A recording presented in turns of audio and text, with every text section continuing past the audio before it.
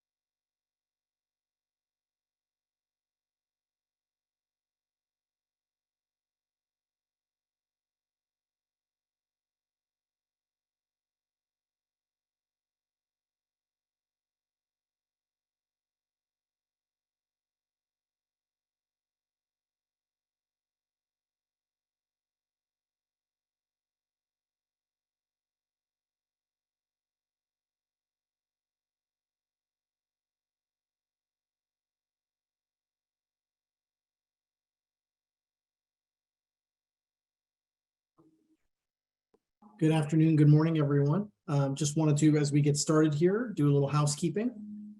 If you have any questions throughout the presentation, please feel free to drop them into the Q&A, the question and answer portion that you see on your screen. It should be a little chat bubbles. While you're free to use the chat, it's a little easier for us to monitor and respond to your question using the Q&A portion. As we kind of go through, again, just that section will be monitored and we can kind of respond after the presentation or during, depending upon the question. And with that, we're going to kick it over to Peter, and he's going to lead us through the presentation today. Thanks so much. This is Peter Schwartz, the Acting Director of FRA's Office of Railroad Planning and Engineering. Looks like we still have a couple more coming on. We'll give it just a few more seconds here. I'm seeing the participant list keep ticking up.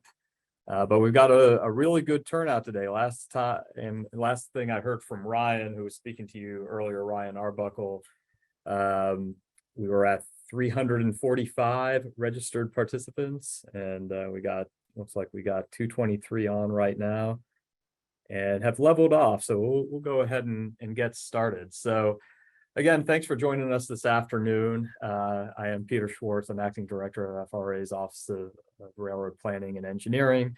I'm joined today with my colleague, Wynn Davis. Hi, everyone. Wynn Davis I'm the Deputy Director for Outreach with the Office of Regional Outreach and Project Delivery here at FRA. Thanks for joining us today. So we're going to be talking to you today about something we are very excited about here at FRA, which is the Corridor Identification Development Program, which was enacted as part of the Bipartisan Infrastructure Law last November. And today we'll really be giving you all a bit of a preview of highlights from what you'll be seeing in the first formal solicitation for proposals to be developed under the program, which will be issuing later this year in December.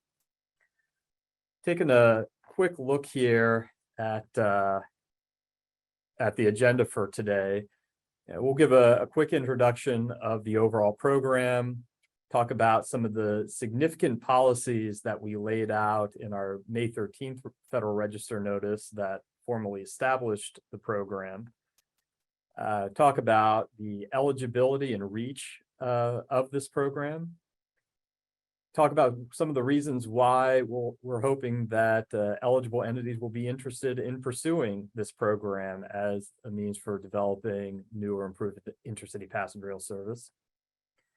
Look at the program funding and structure, some very high-level information on the likely application requirements, a bit of information on the eligibility and screening process, and open things up for questions as well. Okay, so a little bit on our timeline here. As Peter mentioned, the Corridor ID program was established with the enactment of the bill on November 15th.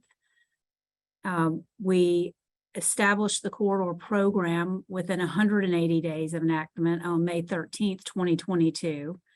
And we plan to publish a notice for corridor solicitation in December of this year. And we owe Congress our first congressional report a year after the establishment of the corridor program. So last week, a number of us attended the AASHTO Court Conference in Kansas City, and we presented this information during that conference. So we wanted to make sure that this information was disseminated to the much wider audience for those of you who were not at the conference, or for those of you who were and would like to hear and see the presentation again. So that's why we are here today. So the bipartisan infrastructure law establishes several rail development goals. And of those goals that you see here on this slide, the Corridor ID program really creates the foundational framework for identifying and developing new or improving existing intercity passenger rail corridors and services. So what are we doing under Corridor ID? Well, first, we're soliciting proposals for implementing new or improving existing services. We are selecting from those proposals corridors into the program for development. When you are selected into the corridor program, we partner with the corridor sponsor to prepare or update a service development plan. The service development plan includes a number of different items, but part of the plan, we will produce a corridor project inventory. So that project inventory is a prioritized list of projects that feed into FRA's pipeline of projects. And these projects are prioritized for funding under FRA's other financial programs. So what does that mean? You know, Corridor ID, this is the newly released FRA project lifecycle. And Corridor ID really sits here in our developmental stages, project planning and project development. That's what Corridor ID is intended to fund. We have a number of other programs, including our Fed-State partnership programs that fund projects in these other stages of development, project development, final design, and construction. We have our new restoration and enhancement program that can fund some operational costs. We also have the ability to fund rail plans and regional rail planning efforts in the systems planning area. But really the point of this slide is that Corridor ID really sits here in our development stages. So back in May, we issued the notice that established the program formally and laid out a number of fairly significant policy positions that are worth reviewing now. The first is that it's FRA's intent that in the long term, the Corridor Identification Development Program will serve as the primary means for developing intercity passenger rail projects that lie outside of the Northeast Corridor, to really be an umbrella for us to provide resources to those development efforts to get us up to speed on those projects prior to them moving forward into implementation. Oh, sorry about that. We also are looking with that kind of consistent with that umbrella approach for there to be a place in this program for all types of intercity passenger rail corridors, whether or not they are proposals for entirely new services or even relatively modest improvements to existing services. We want this program to provide a mechanism for developing those projects and getting them ready for implementation. Also, we made it clear back in that May 13th notice that this is not going to be a one and done type of undertaking, that Congress is fairly clear in the statute that we should be seeing this as an ongoing process where we will regularly solicit new proposals. In all likelihood, that'll be on an annual basis time, so that with each annual report to Congress that we are going to be called on to make starting next May, and then every February subsequent to that, we'll have the new corridors having been selected for the program and reflected in that report to Congress. We also recognize that going into this program, many corridors may be really in their infancy, and that the level of commitment on the part of the applicant and the other stakeholders in the corridor may be fairly modest, but that we're really looking for that level of commitment to grow as these corridors are developed as part of this program, trying to create something of a virtuous cycle where, by virtue of the selection of a corridor and the project planning work and other development work that goes into it, the corridor sponsor and the other stakeholders will be able to build that support necessary to move the corridor on through this program itself and onwards into implementation and operations. And lastly, in that May 13th notice, we put a marker down that in terms of that project pipeline, which kind of constitutes the end product of this overall program, we really want projects on that pipeline to be ready for immediate implementation, to be ready to apply for final design and construction funding and really hit the ground running, so that we don't have some kind of interim step between the development of corridors and projects under this program and actually getting those into implementation.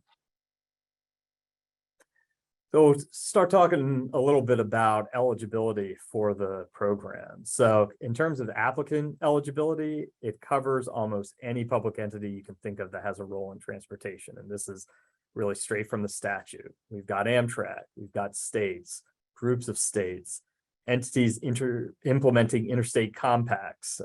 Only a few of those out there now, but we're hoping for that to grow as well through our new Interstate Rail Compacts grant program. Regional passenger rail authorities, regional planning organizations, MPOs, political subdivisions of states, essentially any local government, and federally recognized Indian tribes. So we have really, really broad eligibility in terms of the entities that could submit proposals, far beyond what, say, you saw subsequent to the passage of PREA and the Recovery Act 13 years ago, where was really limited to states only, and in some cases Amtrak. In terms of the types of corridors that are eligible, one really important thing to note is that while colloquially people think of intercity passenger rail corridors as generally being shorter distance services, higher frequency services, the eligibility for this corridor identification and development program is actually quite a bit broader. It does include those shorter distance services. The statute makes reference to that same 750-mile cutoff that applies to state support through the PREA Section 209 process. But it also is much more expansive than that in terms of eligibility. It includes restoring any route or portion of route that was formerly operated by Amtrak over its 50-year, more than 50-year time and existence. And it also includes proposals for increasing the frequencies of existing long distance services.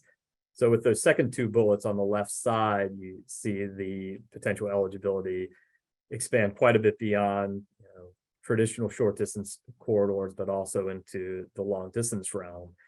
It's important to note that there's a certain amount of overlap as it relates to long distance services between corridor ID and the Amtrak daily long distance service study that FRA just recently kicked off, particularly in looking at identifying capital projects necessary to implement newer, improved or expanded long distance services, that is something that kind of has a home both in corridor ID and in the long distance study.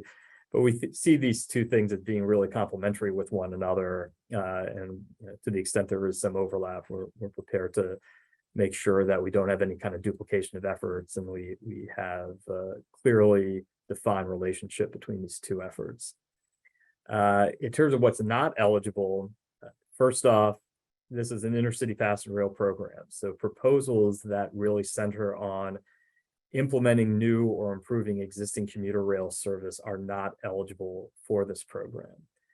It's important to note, though, that to the extent that projects are identified in the development of a eligible corridor that's selected for the program that would have joint benefits to commuter rail service, but are also necessary to improve or implement the intercity passenger rail service, those projects would certainly be eligible for development within this program. So it's not like if something touches on commuter rail, it all of a sudden can't have any part in this program. It's more that the corridors that are selected really need to be intercity passenger rail service and not commuter rail service. Likewise, we're looking for corridors that are selected into this program to be really self-contained intercity passenger rail services and not just small geographical segments of a broader corridor or service. And that's in keeping with the service orientation of the entire program, focused on developing cohesive corridors, not just individual projects, and really having the identification of projects flow from the service characteristics on that corridor rather than vice versa. And lastly, we are limiting eligibility for the program to proposals that would make use of proven technologies that are ready for deployment, and proposals that may make use of technologies that are currently under development would not be considered eligible. And again, that's consistent with the statutory direction of the program, which is really to get things ready for implementation. So we can't be in a situation where we do a bunch of planning and then have to wait for the technology to catch up with us before moving forward with things. Okay, so what kind of corridor proposals have a home in corridor ID? Well, clearly entirely new service, where you have a new service on a new rail line or new service on an existing rail line. But we also will include significant improvements to existing service. That could be extensions of existing services, increased frequencies, or significant trip time reduction. Finally, we also have a home for incremental improvements to existing service. So given these types of corridors, we do see a significant difference between the level of effort and the scope of the service development planning required. So for new services on a new rail line or an existing rail line, the scope and the level of effort for your service development plan will be very high. You will be conducting all aspects of service development planning to produce your final approved service development plan. For improvements to existing service, we do see a medium, a more middle of the road level of effort and scope. And for existing services, we see relatively relative to the other types of corridors, a low level of effort and a much smaller scope. And this is a really key point, because we know that, and we've already heard from folks who might be interested in the program for more modest levels of service improvement, that they're concerned that if they put in for this, that they'd be signing themselves up for this comprehensive service planning effort that may address all sorts of issues that really aren't relevant to what they're interested in pursuing. And we are not looking for that to be the case. We really are looking to tailor the scope of preparing a service development plan for the scope of improvements or type of service that is being envisioned. Okay, so we will also consider work undertaken to date. So a corridor may have little to no development work completed. It may have ongoing FRA funded development efforts. You may actually have already completed some of your service development planning efforts and have moved into the project development phase. You may have development efforts that have been outside or independent from FRA. And for existing corridors, you are already in operation. The point here is that FRA will meet you where you are in the project development lifecycle to undertake an appropriate level of scope and effort to develop a service development plan specific to your corridor and where you are. So, why should people be interested in participating in this program, putting forward applications for it? What is in it for folks? So the first thing is funding. That, through this program, we will actually be providing funding to develop corridors that are selected.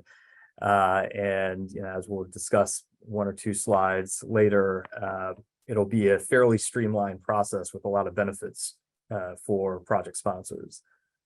Next, you get to establish a partnership with FRA in developing your corridor. And I always like to interrupt here and say that you get to be friends with us. You really get to develop an ongoing established relationship with FRA, all joking aside, where we learn your projects, we understand your corridor, we understand the stakeholders involved, so that the first time we see your project is not when we're reading your application for final design and construction funding, but it's much earlier in the process, and we can be proponents for and advocates for the advancement and improvements to your corridor. And as Wen said very early on in the presentation, this relationship is cemented really through the preparation of the service development plan, where Congress was very explicit that it is to be developed as a partnership between FRA and the corridor sponsor. So we can really make sure that we put things on the best foot to move forward expeditiously through this program and beyond. Also, one can view the Corridor Identification Development Program as one of the means through which FRA will fulfill its fairly long-standing mandate at this point, coming out of PREA back in 2008, to develop a national rail plan. And with Corridor ID, particularly the intercity passenger rail development element of a national rail plan that would be reflected in a map of corridors that have been selected for the program that are undergoing development. And we think this is really going to be a key part of our message going forward concerning intercity passenger rail development, is to be able to show folks, hey, listen, we've got things hopefully all over the country that are under development, heading towards getting ready for implementation. And we've got a lot of good things happening across a very broad geographic scope, and we want folks to be on that map. And this one's a little bit in the weeds. We believe that the program gives us an opportunity to do a lot of early work that'll help to streamline the NEPA process significantly, namely by allowing for a lot of alternatives analysis to be done on a preliminary basis prior to entering the NEPA process proper, so that you can go into NEPA scoping with a single route identified, a single set of service characteristics for the full build of the corridor, and a list of capital projects, that corridor project inventory that Wynn mentioned earlier, to serve as a starting point for that scoping process. Now, things may get a little bit of a second look during the scoping process, but it certainly is a great distance from where we were, say 13 years ago, when we often at FRA would initiate the NEPA process with very little work having been done on the basic development of the project and very little definition provided. Here, we'll be able to start off on a much sounder foundation, and we think that'll help move the NEPA process forward much more quickly than some may have experienced in the past. One thing that's not mentioned here, of course, is kind of the big highlight that Wynn mentioned earlier, which is that projects that are identified and developed as part of Corridor ID are given priority in funding under the Federal State Partnership for Intercity Passenger Rail Program, which we're viewing as kind of the clear counterpart to Corridor ID that is focused on actual implementation, final design and construction. By being on the project pipeline, that as part of that prioritized program-wide lists of projects, you'll be better set up to actually go after that Fed state partnership money and get some of these projects constructed. And back to Peter's point about the alternatives analysis, we will be releasing some high-level information on our expectations for alternatives analysis and service development planning later on this year. So stay tuned for that. So this is kind of the big one. So for those of you looking to take a screenshot, it's print screen, and then you can Control C into another document. And what I said at the court conference last week, if you're sleeping at this point, now it's time to wake up, because this is the most important slide of the presentation. So everybody wake up. So, as Wynn talked about earlier, the real focus of this program is on the project planning and project development stages of the project lifecycle as FRA has laid it out. And we're going to kind of walk through the activities at those stages, the prerequisites of getting into those stages, the commitment that a corridor sponsor would have in starting work on each of these stages, and also the funding implications. And we're actually going to take a couple steps back as well, because we've had some questions about, what might I be signing up for as a potential applicant if I submit an expression of interest, as we requested folks to submit in that May 13th Federal Register notice, or what might I be signing up for if I submit a formal proposal in response to the solicitation that we'll be issuing in December. And we'll walk through all of that. Starting with expressions of interest, the bottom line is you've got nothing to lose. The intent of requesting these expressions of interest really was to start the dialogue and kind of be the starting point for outreach from FRA to potential participants in this program, to talk to them and hear more about what they might be interested in, give them some feedback on that, answer any questions they may have. So if you do think you might be interested in putting forward a proposal subsequent to our December solicitation, and you'd like to talk to us, and you haven't submitted an expression of interest already, we really strongly encourage you to do so. All we need to know is your name and contact information, and the organization that you're part of, and the endpoints of the corridor or corridors you might be interested in, and we can set things off and running from there and be in contact. For those of you who have submitted expressions of interest already, you will be hearing from us shortly to set up a call to discuss those. And we'll talk about that in a little bit more detail at the end of this one when we talk about our outreach efforts from here forward. In terms of submitting a formal application, again, the stakes are really quite low. There'll be a little bit more work involved in terms of actually putting together the application materials. But even that we're intending to keep somewhat modest, as we'll talk about in a couple of minutes. But even then, if you submit an application, that doesn't mean that you need to actually accept a selection. So even there, the level of commitment is essentially non-existent. But as we mentioned before, the focus here is on that project planning and project development stages of the life cycle. And one of the things that we'll be doing is breaking up that first stage, the project planning stage, into two steps. The first one would be really the setting up of the selected applicant for a corridor that's selected into the corridor to kind of build their capacity and get them out on the right foot in terms of preparing the service development plan. And as part of that also, we'd be working with the selected applicant to develop the scope, schedule, and cost estimate for preparing that service development plan. The only prerequisite here is the selection of the corridor into the program, a successful application essentially.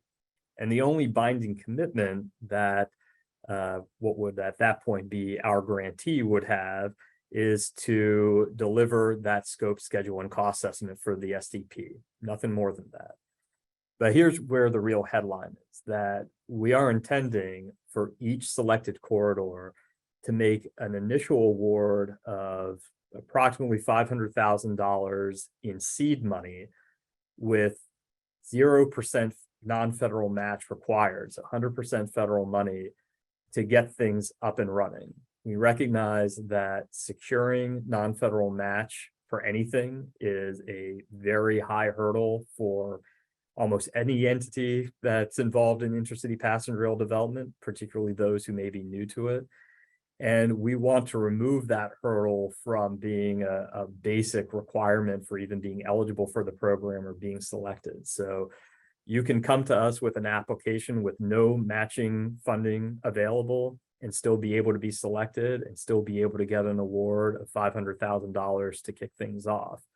We're not looking for that initial seed money award to be burning holes in folks' pockets, though. So to the extent that not all of it is necessary to get the office up and running and scope out and do a cost estimate for preparing the SDP, that money can be carried forward under the same 0% match terms to actually do subsequent work under the program. That gets us to step 2 here, which really is the collaborative preparation of the service development plan through a partnership between FRA and the selected applicant, the grantee. We're going to be sticking with the same approach we've taken before, where really the responsibility for the work will be with the grantee, with the corridor sponsor. But FRA will be an active partner in that, providing feedback, reviewing deliverables, and being really hip to hip with the corridor sponsor and making key decisions around alternatives and whatnot that one does as part of preparing the service development plan. The only prerequisite for this is the completion of step 1. We need to know what the scope of the SDP is going to be and what cost estimate for it will be before we actually go into preparing the SDP. And, it's important to note that Congress has called on us to do an SDP for every selected corridor. So, we're really looking for everything that comes into this program to hopefully make it to and complete step 2. In terms of the commitment on the part of the corridor sponsor, it's simply the completion of the SDP. You're not going to be signed up for actually carrying things anywhere beyond that in terms of constructing projects or supporting ongoing operations. So, the downside risk here is really quite low. And in terms of funding, we do step things up a bit. You'll see a pattern emerging here where we provided for step 1, $500K in seed money with a 0% non-federal match. For step 2, we're going to be looking for a 10% non-federal match, still below that, which is kind of standard for our other capital investment grant programs, but still up from that 0% match that you had with step 1. That may be one of the bigger challenges, particularly for entities that are new to intercity passenger rail development, to come up with that 10% match. But again, we're hoping for that virtuous cycle where the selection, the initial award of $500K will help smooth the road for securing that 10% match for preparing the service development plan. Then the last step for corridors that are selected for the program is step 3, which will be undertaken kind of on a phase-by-phase basis. We anticipate that a lot of corridors, the SDPs will reflect a plan to phase the implementation of improvements or the implementation of a new service, and that we'll be able to advance those phases one by one into this 3rd step, which would encompass the environmental review of the projects associated with that phase and the completion of preliminary engineering for those projects.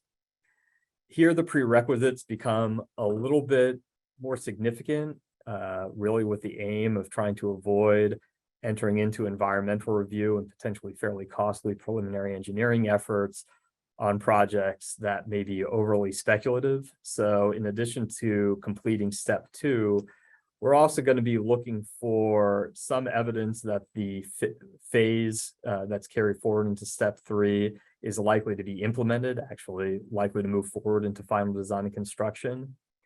And that the implementation of that phase would benefit an intercity passenger rail service that operates on an ongoing basis, or will operate on an ongoing basis. So, try to avoid a situation where something gets built, but it doesn't actually end up benefiting an eligible intercity passenger rail service. But even here, the commitment is modest. You're not going to be signing up for anything beyond completing PE and NEPA for a phase that advances into step 3. But here the funding steps up once again to the full 20% non-federal match that is consistent with our other funding programs, with the idea being that by the time you get into preliminary engineering, you should be situating yourself for the financial terms that will apply from that point forward through final design construction, which generally requires a minimum 20% non-federal match. And just to reiterate, steps 1, steps 2, and steps 3, we have the flexibility to do all 3 of those under a single grant agreement. Exactly. And that's a very key point, that the competitive aspect of this program is intended to be the initial selection process. And that so long as we've got the money available, particularly in terms of step 3, which is going to be probably where a lot of the costs are going to lie, because PE and NEPA are expensive. But so long as we have the money available and the project is advancing, and the corridor is advancing, the corridor sponsor is still interested and able to demonstrate their growing commitment towards moving forward towards implementation and operations, we'll continue to keep the money flowing and amend initial cooperative agreement to add money and add scope as we move through these 3 stages. So what will be required in terms of the actual applications? As I mentioned before, we're looking to keep it relatively light. We're going to be asking for just the basic characteristics of the corridor as is currently envisioned, recognizing that for many proposals for new corridors, it may not be much beyond some endpoints, maybe some initial ideas about routes or intermediate markets that would need to be served, and maybe some ranges of service characteristics in terms of frequencies and trip times. But none of that really needs to be nailed down. And of course, all of it would be subject to refinement and change as we move forward with preparing an SDP. We're also going to be looking for applicants to address their own readiness to enter into the program. Again, the threshold here is not going to be that great, but we do want to have some feeling that an applicant that gets selected really wants this to happen and is not embarking on it in a speculative way. We're going to be asking for folks to address the statutory and other evaluation selection criteria that we'll be using, in a very kind of structured way, so that we can assess the applications and do our scoring and set things up for selection by the higher ups at FRA and the department. We do recognize as well, for those of you who have read the 14 statutory selection criteria, that some of them aren't hugely applicable to corridors that may be very early on in their development process, or just at the beginning of their development process. And we're not going to be requiring that folks submit very detailed information against those criteria, or somehow penalizing applications for not having more detail in those areas, because in some of those, the answer to the question in the selection criteria is actually supposed to be developed through preparing the SDP. So we don't want to put the cart before the horse there. And one very important thing is that we are not looking for applications to include a lot of the detail that overlaps the intended scope and kind of topics that would be addressed by the service development plan itself. That kind of information, Congress is looking to be developed through that partnership between FRA and a corridor sponsor, not in advance of that partnership even being initiated. So it's kind of pencils down at this point to a certain extent, that if you have been doing corridor development work on your own in anticipation that it would benefit you in applying for this program, The opposite could actually be the case, and we really encourage folks to focus more on setting themselves up for putting an application rather than getting out ahead of what are supposed to be kind of the activities within the program itself.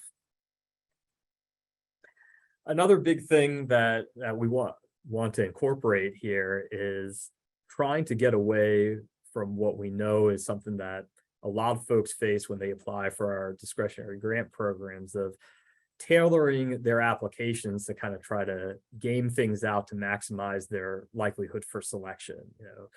Maybe coming in with less than they're really interested in because they think what they're really interested in may be just too much, or not coming in with as broad a range of projects because they want to focus on something much more narrow because they feel like it's all going to be kind of thumbs up or thumbs down by the FRA without much flexibility around it. Here, what we're asking for people to do is for applicants to come in with the full breadth of what they may be interested in terms of their ambitions for individual corridors, or proposals for multiple corridors that they may be interested in developing, knowing that we're going to have an opportunity prior to selection to, in some cases, have FRA reach out to you and have a conversation about where your priorities lie. Maybe we can't do everything that you put forward in your applications, but we want to get a sense of where your interests really are focused and look at the potential scaling of proposals to get to a place where we're in a position to really select them. So some of the elements we might discuss: if an applicant comes forward with multiple corridors in multiple applications, narrowing the number of corridors and potentially combining them into a single corridor for selection. Likewise, we may be looking at the geographic scope of individual corridors, maybe narrowing their geographic scope, maybe in some cases asking if the applicant would be open to expanding the geographic scope. Maybe there's a big market that's just a little bit beyond the endpoint that they have reflected in their application, and it might make sense to fold that in as part of a selected corridor. Similar logic applies to service characteristics. Folks come in with a very ambitious proposal in terms of frequencies or trip times. Maybe we feel like it may be a bit more than we'd be able to select, and we'd like to have a conversation about whether or not a more modest set of service characteristics would be of interest to the applicant. And it could go the other direction as well. Maybe we come back and say, hey, you came in for a proposal for a couple round trips a day. How about bringing that up to 4 round trips a day or above to get a service that is a little bit more robust and buys down the average wait time between trains a little bit. And a similar corollary exists for improvements to existing services, where some of those proposals may be focused more on improvements to specific assets like stations or rolling stock or something like that. We may come back and say, hey, would you consider a scope of improvements that's a little narrower or maybe a little wider? Okay, so in conclusion, we will conduct outreach with sponsors and other interested parties who submits expressions of interest in response to the May 13th Federal Register notice. So if you did submit a response, you should be hearing from us in the next couple of weeks. We will also reach out to current corridor sponsors. We are very much encouraging those of you who are currently supporting intercity passenger services to apply for the corridor identification program for your current corridors, even if you anticipate modest improvements. So we'll be reaching out to you as well. So this dialogue will be, an informal conversation between us and you about what you think about the corridor program, where you think you might be going, and an opportunity to answer any questions before the notice for the solicitation for proposal comes out in December. So once that notice comes out, we will conduct a webinar about the notice, as FRA typically does for all of our NOFOs, and assist with, provide information on the application process. And we are also working on some high-level information on our expectations for alternatives analysis and service development planning, as I mentioned earlier. So with that, thank you all for joining us today and listening to Win and Peter talk about this super exciting program. We really are looking forward to working with all of you to really set the stage for passenger rail in America in the next 5 years to several decades ahead. So thank you.